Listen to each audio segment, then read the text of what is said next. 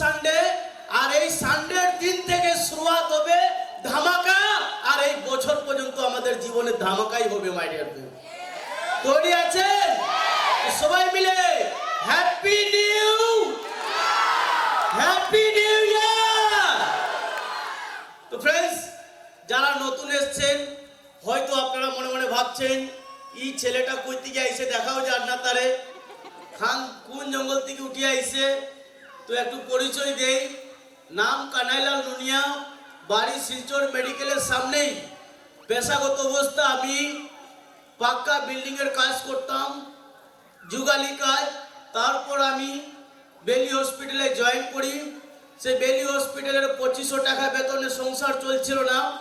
সেই জায়গা থেকে আমি আমার পরিবারের 3 ভাই 1 বোন, তাদেরকে খাওয়াতে গিয়ে বড় করতে গিয়ে আমার বাবার অনেক কষ্ট হয়েছিল। আমাকেও বাবা খাওয়াতে গিয়ে অনেক কষ্ট, কারণ বাবার একটি সমস্যা ছিল যেটার নাম পাইলসের সমস্যা। বাবা এই শিলচর টাউনে রিক্সা চালাতেন, তিনি রীতিমতো কাজ করতে পারতেন না। সংসারের পুরো দায়িত্ব আমার মাথায় এসে পড়ে। আমি বেলি হসপিটালে কাজে জয়েন করি। সেই বেতন দিয়ে সংসার চলছিল না।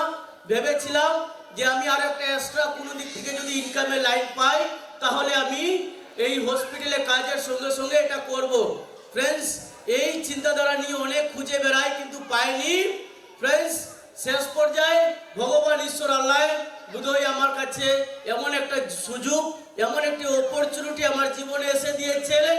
সেই অপরচুনিটি আমি বেলি হসপিটালে একজন রেসিডেন্ট ডক্টরকে বলেছিলাম, স্যার আপনার কাছে কোনো এক্সট্রা ইনকামের যদি লাইন থাকে তাহলে দিয়েন।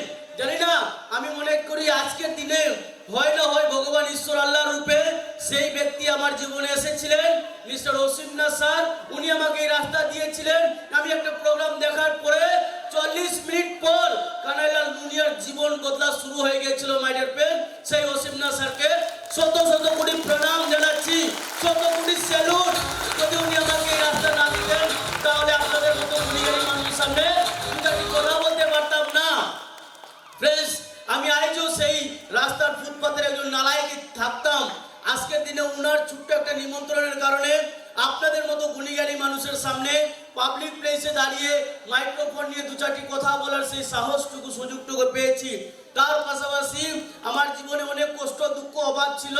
সেই কষ্ট দুঃখ অভাব থেকে বের হতে পেরেছি একমাত্র ইন্ডাস্ট্রির মাধ্যমে মাই ডিয়ার ফ্রেন্ডস।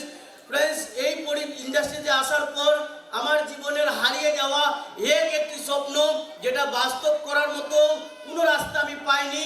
আজকের ডেটে এই ইন্ডাস্ট্রিতে আসার পর আমার জীবনের হারিয়ে যাওয়া একটি স্বপ্ন, কোনো কাজ নয়, শুধু একটা ইন্ডাস্ট্রি আমাকে সব পূরণ করে দিয়েছে, যার নাম এই ইন্ডাস্ট্রি।